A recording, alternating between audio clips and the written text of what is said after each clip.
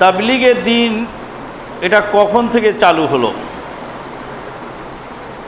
একদিন এক প্রোগ্রামে গেলাম, একজন বুজুর্গ বয়ান করছেন।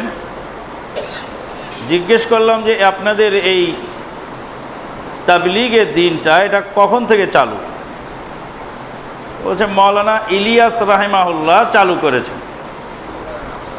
তো বললাম যে এটা ডাহা মিথ্যা কথা।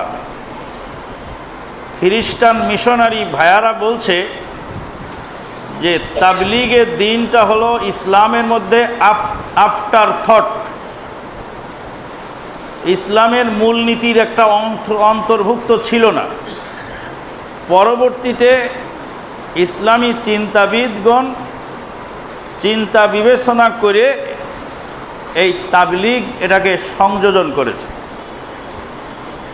যদি ধরে নেওয়া যায় যে ইলিয়াস রাহিমাহুল্লাহ এটাকে চালু করেছেন, তাহলে মিশনারি ভাইয়াদের এই কথাটাকেই সাপোর্ট করা হচ্ছে যে পরবর্তীকালে বুজুর্গানে দিন বা দিনের জ্ঞানীগুণী লোকেরা এটা চালু করেছে। কিন্তু আল্লাহর কোরআন এটা সম্পূর্ণ ভুল প্রমাণিত করে আল্লাহর কোরআন বলছে, ইয়া আইয়ুহার রাসূল বাল্লিগ মা উনজিলা ইলাইকা মির রাব্বিক, হে রাসূল আপনি পৌঁছিয়ে দিন যা কিছু নাজিল করা হয়েছে আপনার কাছে বা আপনার প্রতি, মির রাব্বিক আপনার প্রভুর পক্ষ হতে, ওয়া ইল্লাম তাফআল ফামা বাল্লাগতা রিসালাতাহু, যদি এই কাজ আপনি না করেন তাহলে রিসালাতের দায়িত্ব আপনি পালন করলেন না। আয়াতটার ভিতর থেকে মৌলিক কতগুলি জিনিস জানা যাচ্ছে।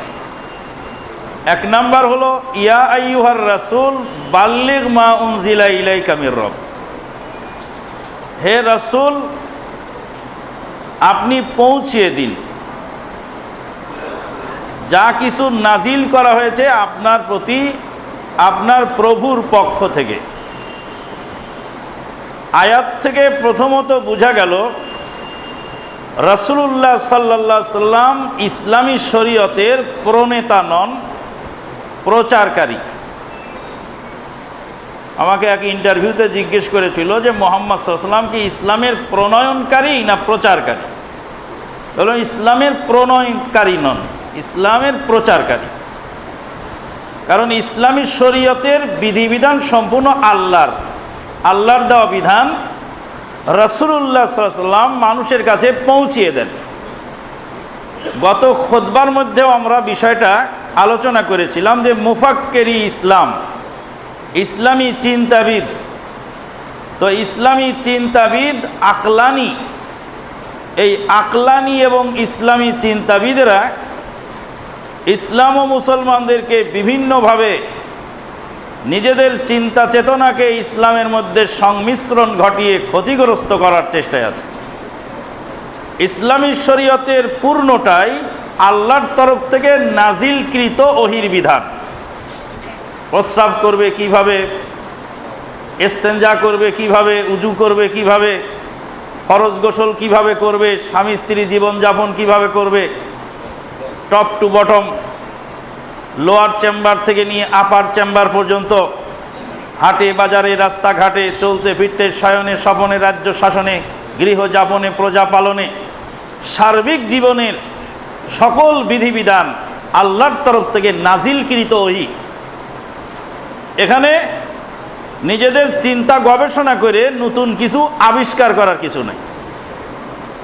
বাল্লিগ মা উনজিলা ইলাইকা মির রাব্বিক, যা কিছু রবের পক্ষ থেকে নাজিল করা হয়েছে সেটারই প্রচার করুন। এখানেই এসে অন্যান্য তাবলীগের সঙ্গে আমাদের সাথে গরমিল দেখা দিচ্ছে।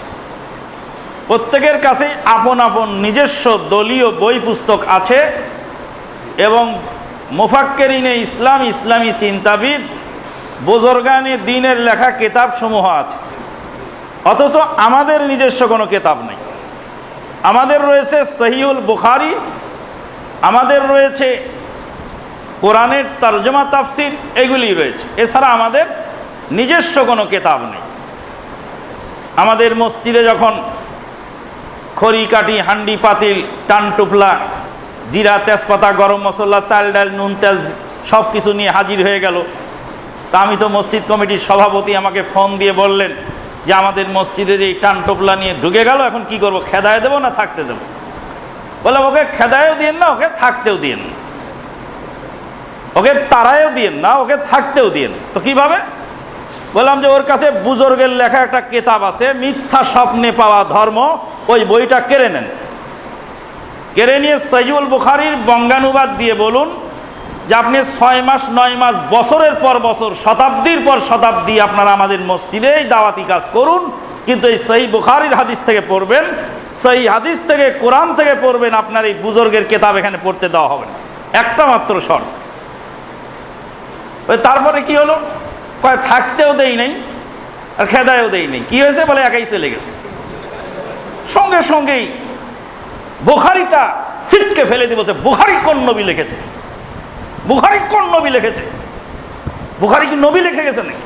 এই বলে বুখারীটা সিটে ফেলে দিয়ে বলে আমার দাও, কেতাব দাও। ওর কেতাব নিয়ে ওখান থেকে চলে গেছে।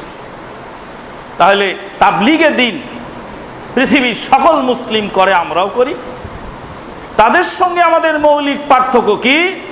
তাদের সঙ্গে আমাদের মৌলিক পার্থক্য হলো আমরা মা উনজিলা ইলাইকা মির রাব্বিক, রবের পক্ষ থেকে যা নাজিল হয় সেই নাজিলকৃত ওহির বিধান ছাড়া অন্য কিছু আমরা প্রচার করি না। আমাদের সময় নেই, আর অন্য কিছু বলারও সুযোগ নেই। মা উনজিলা ইলাইকা, এই উনজিলার ভিতরেই রয়েছে মুসলিম জাতির একটি গুরুত্বপূর্ণ মৌলিক আকীদা। যা কিছু আসমান থেকে তোমার রবের পক্ষ থেকে নাজিল করা হয়, উপর থেকে যখন নিচে নেমে আসে ওটাকে বলা হয় নুজুল অথবা ইনজাল। একা একা যেটা নেমে আসে ওটা নুজুল, আর যেটাকে নামানো হয় ওটাকে বলা ইনজাল, আর যেটা নিচ থেকে উপরে ওঠে ওটাকে বলা হয় সুউদ বা উরুজ, উপরের দিকে উঠানো, উপরে চড়া। ওহির বিধান আসমান থেকে নিচে নাজিল হয় আল্লাহর তরফ থেকে, মির রাব্বিক, যা কিছু নাজিল হয় তোমার প্রভুর পক্ষ থেকে। তাহলে আমাদের প্রভু 7 আসমানের উপরে আরশে আজিমে গৌরবান্বিত, এই মৌলিক আকীদা এই কথার ভিতরে নিহিত রয়েছে। রবের পক্ষ থেকে যা নাজিল হয় সেটারই প্রচার করুন। ওয়া ইল্লাম তাফআল, যদি আপনি তা না করেন, ফামা বাল্লাগতা রিসালাতাহু, তাহলে রিসালাতের দায়িত্ব আপনি পালন করতে ব্যর্থ হলেন। নবী সাল্লাল্লাহু আলাইহি সাল্লাম রিসালাতের দায়িত্ব পালন করেই জীবন সায়ান্নের পড়ন্ত বেলায় বিদায় হজের ঐতিহাসিক মহাসমাবেশে ভাষণে তিনি বলেছিলেন, আল্লাহুম্মা হাল বাল্লাগতু, আমি কি পৌঁছিয়ে দিয়েছি? সাহাবায়ে কেরামগণ সমস্বরে বললেন, আল্লাহুম্মা নাম, হে আল্লাহর নবী আপনি পৌঁছিয়ে দিয়েছেন। আল্লাহর নবী বললেন, আল্লাহুম্মা ফাসাদ, আল্লাহুম্মা ফাসাদ, আল্লাহুম্মা ফাসাদ, হে আল্লাহ তুমি সাক্ষী থাকো, আমি দাওয়াতে দ্বীনের পূর্ণাঙ্গ দায়িত্ব পুঙ্খানুপুঙ্খরূপে পৌঁছিয়ে দিয়েছি। পাকিস্তানের জনৈক ইসলামী চিন্তাবিদ তিনি তাফসির লিখতে গিয়ে এই পয়েন্টে এসে ফাসাব্বিহ বিহামদি রাব্বিকা ওয়াস্তাগফির, তুমি তাসবিহ বর্ণনা করো তোমার প্রভুর পবিত্রতার প্রশংসার সঙ্গে, এবং তুমি ইস্তেগফার করো। ইস্তেগফার করার নির্দেশ আল্লাহ পাক তার নবীকে দিলেন। নবী সাল্লাল্লাহু আলাইহি ওয়াসাল্লামের তা আগে পরে সব গুনাহ মাফ করে দেওয়া হয়েছে। রাসূলুল্লাহ সাল্লাল্লাহু আলাইহি ওয়াসাল্লামকে আল্লাহ পাক ইস্তেগফার করতে বললেন, তাহলে নিশ্চয়ই রাসূল সাল্লামের কোনো ভুল ত্রুটি থাকবে, না থাকলে ইস্তেগফার করতে বললেন কেন? মানে ইসলামের ওহির বিধানকে সরাসরি মানলে যেটা হয় আর না মানলে যেটা ক্ষতিগ্রস্ত হয় সেটা এখানে দেখা যাচ্ছে। আল্লাহ যেহেতু ইস্তেগফার করতে বলেছেন, তাই নবী সাল্লামের কিছু ভুল ত্রুটি খুঁজে বের করতে হবে। এবার নাউজুবিল্লাহ মিন জালিক খুঁজতে খুঁজতে যা বলছেন, दावत दीन का काम अंजाम देने के लिए आपसे जो लग्जशे व कोताही सादेर हुई। हे नबी, দাওয়াতের দিনের কাজ করতে গিয়ে আপনার যে অক্ষমতা দুর্বলতা, যেই সমস্ত অক্ষমতা দুর্বলতা আপনার দ্বারা প্রকাশ পেয়েছে, এই জন্য আপনি ক্ষমা প্রার্থনা করুন। নাউযুবিল্লাহ মিন যালিক। নবী সাল্লাল্লাহু আলাইহি সাল্লামের ভুল নাইতে ইস্তেগফার কেন করতে বললেন? ওয়াল কুরআন ইউফাসসিরু বাযুহু বাযান, কুরআনের একটি অংশ আর এক অংশের তাফসীর করে। আল্লাহ পাক বলছেন, আউযু বিল্লাহি মিনাশ শাইতানির রাজিম, ওয়া কাযা রাব্বুকা আল্লা তা'বুদু ইল্লা ইয়াহু ওয়া বিল ওয়ালিদাইনি ইহসানা ইম্মা ইয়াবলুগান্না ইনদাকাল কিবারা আহাদুহুমা আও কিলাহুমা ফালা তাকুল লাহুমা উফফিন ওয়া লা তানহারহুমা ওয়া কুল লাহুমা কাওলান কারীমা। আল্লাহ পাক বলছেন নবীকে, হে নবী, তুমি তোমার পিতামাতার সাথে ভালো ব্যবহার করো। আয়াতের সারমর্ম হলো এটা, পুরা তর্জমা করলে সময় বেশি লাগবে। আল্লাহ পাক বললেন পিতামাতার সাথে ভালো ব্যবহার করো। কাকে বললেন? নবীকে বললেন। তো এখন নবী সাল্লাল্লাহু আলাইহি ওয়াসাল্লামের পিতা তো মারা গেলেন নবী গর্ভে থাকতেই, আর মাতা মারা গেলেন বাল্যকালে 7 বছর 6 বছর বয়সে। তো এই আয়াত নাজিলের সময় কি রাসূলুল্লাহ সাল্লাল্লাহু আলাইহি ওয়াসাল্লামের পিতামাতা জিন্দা ছিলেন? তো পিতামাতা নাই, তো আল্লাহ সৎ ব্যবহার করতে বললেন কেন? তাহলে নবী সাল্লাল্লাহু আলাইহি ওয়াসাল্লামের পিতামাতা যে মারা গেছে একথা আমি মানি না। যদি নাই থাকবে, নাউযুবিল্লাহ মিন যালিক, যদি নাই থাকবে তো তাহলে আল্লাহ ভালো ব্যবহার করতে বললেন কেন? পিতামাতা না থাকা সত্ত্বেও যদি আল্লাহ নবীকে বলেন তুমি পিতামাতার সাথে ভালো ব্যবহার করো, ওয়াবিল ওয়ালিদাইনি ইহসানা, তারপরে বলছেন ইম্মা ইয়াবলুগান্না ইনদাকাল কিবারা আহাদুহুমা আও কিলাহুমা, তোমার কাছে যদি তাদের দুইজন অথবা একজন বৃদ্ধ বয়সে উপনীত হয়, ফালা তাকুল্লাহুমা উফফিউ, যাবতীয় কথাই আল্লাহ পাক নবীকে অ্যাড্রেস করে বলছে। তাহলে নবী সাল্লাল্লাহু আলাইহি ওয়াসাল্লামের পিতামাতা না থাকা সত্ত্বেও যদি নবী সাল্লাল্লাহু আলাইহি ওয়াসাল্লামকে উম্মতকে শিক্ষা দেওয়ার জন্য যদি আল্লাহ এটা করে থাকেন, তো নবী সাল্লাল্লাহু আলাইহি ওয়াসাল্লামের পাপ লাগবে কেন? নবী সাল্লাল্লাহু আলাইহি ওয়াসাল্লামের পাপ না থাকলেও তো নবী সাল্লাল্লাহু আলাইহি ওয়াসাল্লামকে আল্লাহ ইস্তেগফার করার কথা বলতে পারেন নবী সাল্লাল্লাহু আলাইহি ওয়াসাল্লামের মাধ্যমে উম্মতকে শিক্ষা দেওয়ার জন্য। এ মর্মে অনেক কথা রয়ে যায়, যেগুলি বলতে গেলে একটি লম্বা নাতি দীর্ঘ আলোচনা। আল্লাহ পাক বললেন, আল্লাহু ইয়াসিমুকা মিনান নাস, মানুষ থেকে আল্লাহ পাক তোমাকে হেফাজত করবেন। রাসূল সাল্লাল্লাহু আলাইহি ওয়াসাল্লামকে হেফাজতের গ্যারান্টি কার্ড দেওয়া হয়েছিল। নবী সাল্লাল্লাহু আলাইহি ওয়াসাল্লাম হিজরতের রাতে গর্তে গিয়ে আত্মগোপন করলেন। রাসূল সাল্লাল্লাহু আলাইহি ওয়াসাল্লামকে আত্মগোপন করার দরকার ছিল।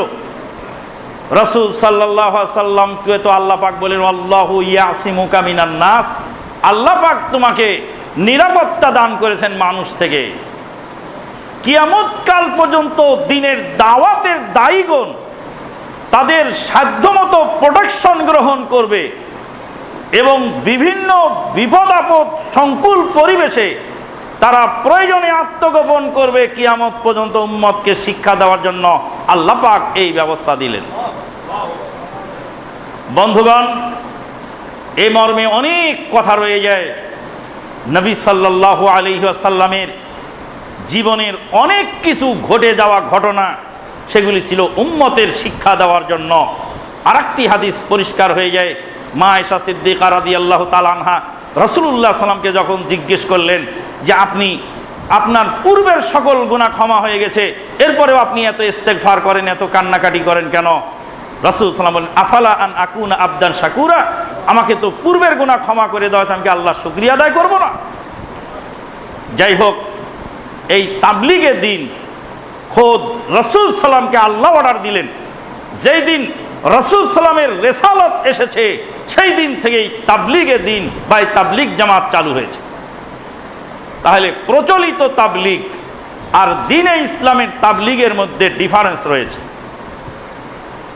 তাবলীগে দ্বীনের গুরুত্ব হলো এই, রাসূল সাল্লাল্লাহু আলাইহি ওয়াসাল্লাম বলেন, মান দাআ ইলা হুদান কানা লাহু মিনাল আজরি মান তাবিআহুম ইলা ইয়াউমিল কিয়ামাতি, যে ব্যক্তি দ্বীনের দিকে মানুষকে আহ্বান করলো, যে কোনো ব্যক্তি দ্বীনের দিকে মানুষকে আহ্বান করলো। মান দাআ ইলা হুদান, যে কোনো ব্যক্তি হেদায়েতের দিকে মানুষকে আহ্বান করলো।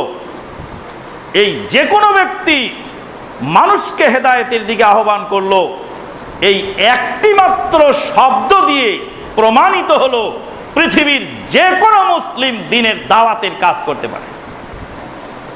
যে কোনো মুসলিম দ্বীনের দাওয়াতের কাজ করতে পারে। ডাক্তার করতে পারবে, মাস্টার করতে পারবে, ব্যাংকার করতে পারবে, রাস্তার ঝাড়ুদার করতে পারবে। একজন যুবক সৌদি আরবে গেছেন রাস্তা ঝাড়ু দেওয়ার জন্য, মদিনার শহর পরিষ্কার করে, মদিনার রাস্তা পরিষ্কার করে। আল্লাহ রাব্বুল আলামিন খুশি হয়ে ওর ঈমানটা পরিষ্কার করে দিয়েছেন। তুমি এসেছো আমার নবীর শহরকে পরিষ্কার করার জন্য। এই নবীর শহর পরিষ্কার করতে এসে নবীর দেশে আসার কারণে এই বরকতে তোমার ঈমানটা পরিষ্কার হয়েছে। শিরক বিদআত কুহিলিকাত জাহিলিয়াত খোরাফাত খুজাবালাত থেকে তোমার অন্তরকে পরিষ্কার পরিচ্ছন্ন আল্লাহ পাক করে দিয়েছেন। যে কোনো ব্যক্তি দ্বীনের দাওয়াতের কাজ করবে, তার এই দাওয়াতি কাজ শুনে যত লোক এই হেদায়েতের দিকে আসবে কিয়ামত পর্যন্ত সমস্ত লোকের সমপরিমাণ নেকি আল্লাহ রাব্বুল আলামিন তার নামে আমল লিপিবদ্ধ করবেন। পাকিস্তানের যে আলেম সাহেবের সমালোচনা আমরা করলাম, তার একটা ভালো গুণের কথা আবার বলি। মানুষের দোষ গুণ থাকবে, দোষটা অগ্রাহ্য এবং গুণটা গ্রহণীয়। তিনি তাফসীর লিখতেছেন, একজন এসে বলছেন তোমাকে কাফের বলে ফতোয়া দিয়েছে, তার জবাব তুমি দিয়ে দাও। উনি বললেন আমি কোরআনের তাফসীর লেখার সময় পাচ্ছি না, কে আমাকে কাফের বলেছে তার জবাব দেওয়ার টাইম আমার হাতে নেই। আমি কোরআনের তাফসীর লিখে কমপ্লিট করব, কিয়ামত কাল পর্যন্ত মানুষ আমার তাফসীর পড়বে লিখিত, আর মানুষ হেদায়েত প্রাপ্ত হবে। তখন মানুষ বুঝবে যে আমি কাফের না মুসলিম। তাই তো আমরা বলি যে আপনি রাস্তা দিয়ে হেঁটে যাচ্ছেন, বেয়াদবি মাফ করবেন, কাউকে আমরা কুত্তা বলার জন্য বলছি না। রাস্তা দিয়ে হেঁটে যাচ্ছেন কিন্তু কুকুর পিছে লাগছে ঘেউ ঘেউ করতে, তো এক কুকুরকে খেদাইলেন, খানিক পরে আর এক কুকুর লাগলো, ওটারে খেদাইলেন, তারপর আর। তো এইভাবে যদি আপনি 1 কিলোমিটার হাঁটেন আর 1.5 কিলোমিটার আবার কুত্তা খেদাইতে পিছনে হেঁটে যান, তা আপনি তো সন্ধ্যা লেগে যাবে, গন্তব্যস্থলে পৌঁছতে পারবেন না। এই জন্য রাসূলুল্লাহ সাল্লাল্লাহু আলাইহি ওয়াসাল্লাম বলছেন লা ইয়াদুররুহুম মান খাযালাহুম ওয়া ফি রাওয়ায়াতিন লা ইয়াদুররুহুম মান খালাফাহুম। যারা কিয়ামত পর্যন্ত হকের অতন্দ্র প্রহরী হবে, তাদেরকে গালি দিলে তারা সেই গালিকে গায়ে মাখাবে না, গালিকে তারা গালি বলে গণ্য করবে না, গালিটা তো তার পাও না। কালকে রাতের বেলায় এক ভদ্রলোক বলছেন যে আপনাকে এত গালাগালি ইন্টারনেটে করে, আপনি জবাব দেন না, আপনি কেমন মানুষ, আপনার গায়ে কি রক্ত নাই? বললাম যে ওই গালি শোনেন কেন আপনি? যতক্ষণ ধরে গালি শুনবেন ততক্ষণ ধরে কোরআন তেলাওয়াত শুনুন, কোরআন তেলাওয়াত করুন, প্রতি অক্ষরে অক্ষরে 10 নেকি। ওই সমস্ত গালিগালাজকারীদের বক্তব্য শোনার টাইমও আমার নেই। ওরা আপনি শুনেছেন, পারলে আপনি জবাব দেন, আমারও জবাব দেওয়ার সময় নেই। মান দাআ ইলা হুদান, যে ব্যক্তি হেদায়েতের দিকে দাওয়াত দিবে। একজন ডাক্তারকে দিয়ে আল্লাহ পাক সেরে ভারতের মাটিতে 3 লক্ষ হিন্দুকে ইসলাম কবুল করার সুযোগ করে দিলেন। 3 লক্ষ হিন্দু ইসলাম কবুল করলো একজন ডাক্তারের দাওয়াত পেয়ে। তিনি হলেন MBBS ডাক্তার। আল্লাহর ফজল ও করমে সব ফয়সালা ক্লিয়ার হয়ে আসতেছে। আপনারা টুডে অর টুমোরো জানতে পারবেন ইয়াদখুলুল ইসলামু ফি কুল্লি বাইতি মাদারিন ওয়া ওয়াবারিন বিইজ্জি আজিজিন ওয়া বিযিল্লি জালিলিন। সুলাইমান আলাইহিস সালামের সামনে সেদিন দাঁড়িয়ে একটা পাখি কথা বলতেছিল।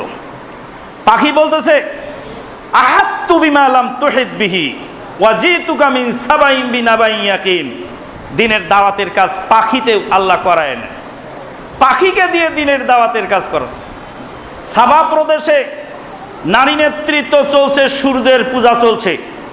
আমার দেশের পীর সাহেবেরা মক্কার ঘরে কুত্তা খেদায়, আর সুলাইমান আলাইহিস সালাম হাওয়াই তক্তে উঠে 6 মাসের পথ যান, 1 মাসের পথ যান 1 সকালে, 1 মাসের পথ যান 1 বিকালে। সমস্ত প্রাণীকুলের ভাষা জলস্থলে আল্লাহ পাক যাকে রাজত্ব দান করেছিলেন তিনি হলেন সুলাইমান আলাইহিস সালাম। মরার পরে মরা লাশ খাড়া করে রেখে বায়তুল মাকদিস কমপ্লিট করে নিয়েছিলেন আল্লাহ পাক যে নবীকে দিয়ে, তিনি হলেন সুলাইমান আলাইহিস সালাম।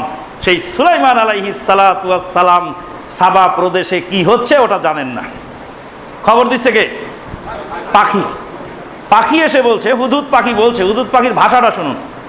আউযু বিল্লাহি মিনাশ শাইতানির রাজিম ফাকালা মা লি লা আরাল হুদহুদা মা লি লা আরাল হুদহুদা আম কানা মিনাল গায়বিন লাউযাযিবান্নাহু আযাবান শাদীদা আও লায়াতিয়ান্নি বিসুলতানিম মুবিন ফামাখাযা গায়রা বাঈদিন ফাকাল আহাত্তু বিমা লাম তুহিত বিহি ওয়া জিতুকা মিন সাবাইন বিনাবাইন ইয়াকিন। ও সুলাইমান, আমি সাবা থেকে আসতেছি তাজা খবর নিয়ে। আহাত্তু বিমা লাম তুহিত বিহি, আমি এমন খবর রাখি সুলাইমান যে খবর তুমিও রাখো না। পাখি, সামান্য পাখি হুদহুদ, পাখির কত বড় সাহস, এত বড় জলিলুল কদর নবীকে বলছেন আমি যে খবর রাখি সে খবর তুমিও রাখো না। আহাত্তু বিমা লাম তুহিত বিহি ওয়া জিতুকা মিন সাবাইন বিনাবাইন ইয়াকিন, আমি সাবা থেকে আসতেছি একটা চূড়ান্ত খবর নিয়ে। মুলকে সাবা ইসলাম প্রতিষ্ঠিত হয়ে গেল, নারী নেতৃত্ব খতম হলো, সূর্য পূজা বন্ধ হলো, সুলাইমান আলাইহিস সালামের রাজত্ব কায়েম হলো। প্রথম দাওয়াতটা নিয়ে আসলেন যিনি, তার নাম কি? হুদহুদ পাখি। আল্লাহ পাক পাখিকে দিয়ে তার দিনের দাওয়াতের কাজ করিয়ে নেন। দিনের দাওয়াত যে দিবে, আর এই দাওয়াত পেয়ে যতটুক পর্যন্ত মানুষ হেদায়েত প্রাপ্ত হবে সমপরিমাণ নেকি আপনার আমার নামে আমল লিপিবদ্ধ করা হবে। অতএব দাওয়াতের গুরুত্ব অপরিসীম বুঝতে পারছি। এটা তো গেল দাওয়াতের পজিটিভ সাইড। দাওয়াত না দিলে সমস্যাটা কি? রাসূল সাল্লাম বলছেন, আল্লাহ পাক বলছেন রুসুলাম মুবাশশিরিন ওয়া মুনযিরিন লিআল্লা ইয়াকুনা লিন-নাসি হুজ্জাতুম বা'দার রুসুল। মানুষকে কিয়ামতের মাঠে আল্লাহ পাক ধরবেন, ধরে বলবেন যে তুমি এই কাজ করোনি কেন, আমার কাছে দাওয়াত পৌঁছে নেই। এই যে লক্ষ লক্ষ কোটি কোটি মানুষ আপনার আমার আত্মীয় ডানে বামে চলছে, লক্ষ লক্ষ কোটি কোটি মানুষ শিরক বিদআতের সাথে জড়িত। শেষ একটি কথা বলি, আমি দাওয়াতের গুরুত্ব সমাপ্ত করতে চাচ্ছি এরাবিয়ান একজন আলেম সাহেবের কাছে। আচ্ছা, আজানটা দিয়ে তারপরে আলোচনাটা সমাপ্ত করা যাবে। জাযাকাল্লাহ খাইর। এইভাবে লক্ষ জনতার ভিড় যেখানে, সেখানে আপনার আমার যে দাওয়াতি কাজ, ওই যে মিনাতে আগুন ধরেছিল, হেলিকপ্টারে করে এক বালতি করে পানি উপরে ঢালে, তো মিনার তাঁবুতে আগুন ধরে দেওয়ার পরে হেলিকপ্টারে তুলে এক বালতি পানি ঢালা যেমন হয়েছিল, আজকে গোটা দুনিয়াতে যখন জাহিলিয়াতের জয় জয়কার চলছে, আমাদের দাওয়াতি গতি এরকম ক্ষীণ হয়ে গেছে। দাওয়াতের গুরুত্ব কতটুকু প্রয়োজন সেটা আপনাকে উপলব্ধি করতে হবে। এরপরে আসছে পদ্ধতি সম্পর্কে লম্বা কথা না বলে আপনাকে সংক্ষেপে যেটা বলবো সেটা হলো এই, যে একজন রোগীর সামনে একজন ডাক্তারের যে ভূমিকা হয়, একজন অপরাধী মুজরিম আত্মভোলা লোকের সামনে একজন দায়ীর ভূমিকাটা ঠিক সেইভাবে হওয়া উচিত। একজন রোগীর সামনে একজন ডাক্তারের যে ভূমিকা হয়, ডাক্তার হাসপাতালে ঢুকছে, একজন রোগী চিৎকার করছে, আর একজন রোগীর গা দিয়ে গন্ধ ছুটেছে, আর একজন রোগীর আত্মীয় স্বজন বকাবাদি করছে ডাক্তারদেরকে, আর একজন এই করেছে, আর একজন হাসপাতাল নোংরা করে ফেলেছে। ডাক্তার বাহাদুর হাসপাতালে ঢুকে যদি বলে এই লোক চিল্লাচিল্লি করছে, একে আগে খেদাও, হাসপাতাল থেকে আগে বাইর করে। কে চিল্লাচিল্লি করছে, একে হাসপাতাল থেকে বাইর কর। যিনি আপনি ডাক্তার, ওই লোক চিল্লাচিল্লি করে পেটের ব্যথার চিকিৎসা নেওয়ার জন্য এসেছে, ওর চিল্লাচিল্লি বন্ধ করার জন্যই তো আপনাকে, সুস্থ মানুষ তার হাসপাতালে আসে না, এসেছে অসুস্থ। ও তো বোঝে না দেখে ও আপনাকে মারতে আসে, ও তো বোঝে না দেখে আপনাকে গালি দেয়, ও তো বোঝে না দেখে আপনার সাথে তর্ক করে। আপনি যা বুঝেছেন সে যদি তা বুঝতো তাহলে সে তো আপনার মতোই হয়ে যেত। তাই বলছিলাম, একজন ডাক্তারের সামনে একজন রোগীর কাছে একজন ডাক্তারের যেমন ভূমিকা হওয়া উচিত, একজন দায়ী যিনি দাওয়াতি কাজ করবেন সেরকম কমল এবং স্নেহবৎসল, দয়া পরবশ এবং বুক ভরা ব্যথা নিয়ে রোগীর হাতটা ধরে আস্তে করে যদি ডাক্তার সাহেব, ডাক্তারবাবু, ব্যথায় মরে যাচ্ছি ডাক্তারবাবু, ব্যথায় মরে যাচ্ছে, আচ্ছা আচ্ছা আচ্ছা, ব্যথা পাচ্ছেন নাকি, ব্যথা পাচ্ছেন, আস্তে আস্তে একটু একটু করে টিপ দিয়ে ব্যথা পাচ্ছেন নাকি, একটু ব্যথা পাচ্ছেন, আচ্ছা আচ্ছা আচ্ছা ঠিক আছে, নো প্রবলেম, হ্যাঁ ওষুধ লিখে দিচ্ছি, সব ঠিক হয়ে যাবে। ডাক্তারকে দেখে, ডাক্তারের হাসি মুখে কথা শুনি লোক অর্ধেক ভালো হয়ে গেছে। সুবহানাল্লাহ। এমনও রোগী আছে যে ডাক্তারের চেহারা দেখেই রোগ অর্ধেক ভালো হয়ে যায়।